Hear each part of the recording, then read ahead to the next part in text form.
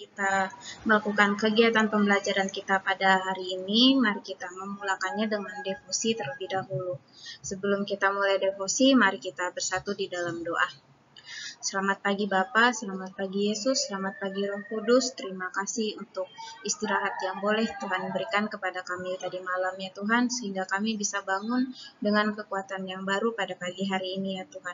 Ya Tuhan, berkatilah pembelajaran kami, berkatilah kegiatan kami sepanjang hari ini, berikanlah kami hikmat dan kebijaksanaan serta kekuatan ya Tuhan. Ya Tuhan, sebelum kami mau mulai kegiatan kami mau mendengarkan firman-Mu, kiranya firman-Mu yang disampaikan pada pagi hari ini bisa memberkati kami dan menjadi bekal kami dalam melaksanakan kegiatan kami sepanjang hari ini. Terima kasih Tuhan Yesus, hanya di dalam nama Tuhan Yesus kami berdoa dan mengucap syukur. Amin. Oke, jadi hari ini devosinya temanya adalah menghidupi kasih. Nah, menghidupi kasih ini ayatnya terambil dari Matius 22 ayat 34 sampai yang ke-40. Ya, jadi silakan kamu buka Alkitabmu dari Matius 22 ayatnya yang ke-34 sampai 40. Ya, saya akan bacakan ayatnya. Ketika orang-orang Farisi mendengar bahwa Yesus telah membuat orang-orang Saduki itu bungkam, berkumpullah mereka. Dan seorang dari mereka, seorang ahli Taurat, bertanya untuk mencobai dia. Guru, hukum manakah yang terutama dalam hukum Taurat? Jawab Yesus kepadanya, kasihilah Tuhan Allahmu dengan segenap hatimu dan dengan segenap jiwamu dan dengan segenap akal budimu. Itulah hukum yang terutama dan yang pertama. Dan hukum yang kedua yang sama dengan itu ialah kasihilah sesamamu manusia seperti dirimu sendiri. Pada kedua hukum inilah tergantung seluruh hukum Taurat dan kitab para nabi. Nah, jadi ayat yang saya bacakan tadi adalah hukum kasih ya, hukum kasih. Nah, berdasarkan ayat yang baru saja saya bacakan tadi, saya ambil tentang mengasihi dan dikasihi. Ya, kalau kita lihat dari gambar yang ada di PPT, yang gambar pertama itu mengasihi seseorang, mengasihi teman, walaupun ada kekurangan. Ya, ada kekurangan, tapi kita masih bisa mengasihi orang lain. Begitu ya. Nah, terus gambar yang kedua bagaimana kita mengasihi sesama kita, teman-teman di sekeliling kita, orang-orang di sekeliling kita. Yang ketiga, kasih yang daripada orang tua, ya, kasih dari orang tua kepada anaknya. Nah, dari kasih yang udah saya kasih contoh di gambarnya ini, saya mau bertanya yang bisa kalian jawab dalam hati kalian ya. Pernahkah kalian merasa begitu dikasihi atau begitu mengasihi seseorang atau sesuatu? Ya, pernahkah kalian mengasihi seseorang atau dikasihi oleh seseorang atau sesuatu? Misalnya binatang atau ada barang yang sangat-sangat kalian sayang gitu. Pernahkah kalian merasakan seperti itu? Nah, jadi kasih yang kita rasakan dari orang sekeliling kita, dari orang yang ada di sekitar kita itu adalah kasih yang diperlukan sama manusia. Ya, manusia itu tidak pernah bisa hidup tanpa kasih. Ya, kita hari ini hidup pun karena Tuhan Yesus yang mengasihi kita. Bayangkan saja Allah mengirimkan anaknya yang tunggal turun ke dunia ini untuk apa? Untuk menyelamatkan manusia. Dari apa? Dari dosa.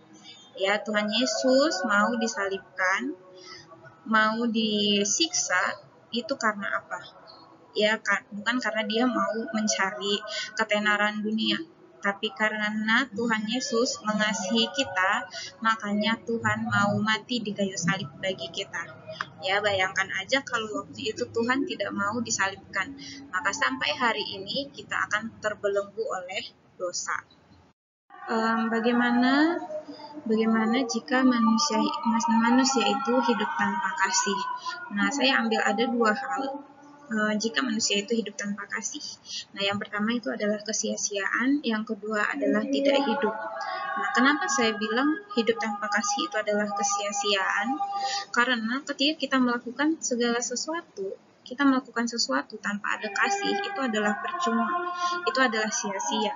Contohnya, ketika kita memberikan sesuatu kepada orang lain tapi tanpa kasih, maka itu bukanlah pemberian yang sejati, bukanlah pemberian yang tulus, melainkan itu, oh ini sumbangan aja, gitu, hanya sumbangan aja kepada orang lain. Kita tidak berikan dengan tulus hati, ya. Itu ketika kita melakukan sesuatu tanpa kasih. Contoh lainnya adalah ketika kita berdoa, ya, kita berdoa kepada Tuhan, tapi dalam doa kita itu kita tidak ada kasih di dalamnya. Kita pasti tidak merasa doa itu menyembuhkan, tidak merasa doa itu menenangkan. Bahkan kita hanya merasa bahwa doa itu adalah sebuah kewajiban aja, sebuah rutinitas saja. Ya, makanya ketika kita tidak melakukan sesuatu dengan kasih, saya katakan itu adalah kesia-siaan, ya, percuma. Nah, yang kedua, kenapa saya katakan tidak hidup? Saya kembali lagi ke awal, mengapa Tuhan Yesus turun ke dunia. Ya, Tuhan Yesus turun ke dunia ini untuk menyelamatkan orang yang berdosa, ya, menghidupkan orang yang berdosa. Kita ini sudah mati karena dosa kita. Orang berdosa, orang yang sudah mati tidak akan bisa melakukan apapun, ya, kecuali jika dia hidup.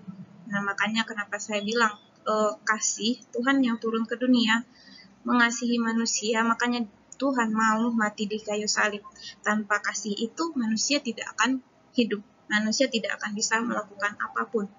Ya, makanya kenapa manusia jika hidup tanpa kasih, yang pertama itu adalah kesia-siaan, dan yang kedua itu tidak hidup atau mati. Nah, selanjutnya kita akan bahas tentang bagaimana cara menghidupi kasih. Ya, menghidupi kasih itu ada dua. Ya, berdasarkan yang sudah kita baca tadi, yang pertama itu adalah kasihilah Tuhan Allah dengan segenap hati, jiwa, akal budi, dan kekuatan. Ya, Alkitab mengatakan mengasihi, kasihilah Tuhan Allah dengan segenap hati, jiwa, akal budi, dan kekuatanmu. Segenap yang artinya adalah seluruh, semua, berarti kita itu harus mengasihi Allah dengan segenap, dengan keseluruhan, dengan semua hati, jiwa, akal budi, dan kekuatan kita. Jadi apapun yang kita lakukan, pikirkan, katakan, itu semuanya harus mengasihi Tuhan. Mengasihi Tuhan yang artinya kita tidak boleh melakukan segala sesuatu itu tanpa kasih. Kita tidak boleh melakukan segala sesuatu itu dengan sembarangan. Ya, kita tidak boleh mengecewakan hati Tuhan, kita tidak boleh membuat Tuhan sedih dengan perilaku, perkataan, dan pikiran kita. Nah, yang kedua, kasihilah sesamamu manusia seperti dirimu sendiri. Karena kamu sudah dikasihi sama Tuhan terlebih dahulu, kamu sudah mengasihi dirimu sendiri, maka kamu harus mengasihi orang lain sama seperti Tuhan mengasihi dirimu, sama seperti kamu mengasihi dirimu sendiri. Selanjutnya, kenapa kita itu harus mengasihi? Mengapa kita itu harus mengasihi? Ya, yang pertama, karena Tuhan sendiri adalah kasih. Ya, Tuhan sendiri adalah kasih. Dia mengasihi kita, dia turun ke dunia untuk menyelamatkan manusia karena kasihnya kepada manusia. Ya. Nah, jadi karena Tuhan adalah kasih, kita yang adalah sebagai gambar dan rupa Allah harus mencerminkan sifat dari pencipta. Ya, yang adalah kasih itu sendiri. Nah, yang ketiga itu adalah sebagai ucapan syukur karena kita sudah terlebih dahulu dikasihi oleh Allah. Ya, pada dasarnya Allah adalah kasih, sehingga apapun yang kita lakukan, apapun yang kita pikirkan dan katakan harus mencerminkan sifat dari pencipta kita, yang adalah Allah sendiri. Dan Allah adalah kasih. Nah, jadi berdasarkan definisi kita hari ini, Ibu mau mengingatkan, ketika kita membenci sesuatu, kita nggak perlu belajar. Ya, kita membenci sesuatu atau seseorang sekali lihat aja kita udah bisa langsung benci. Tapi mengasihi itu perlu proses, perlu pembelajaran yang berulang, berkali-kali.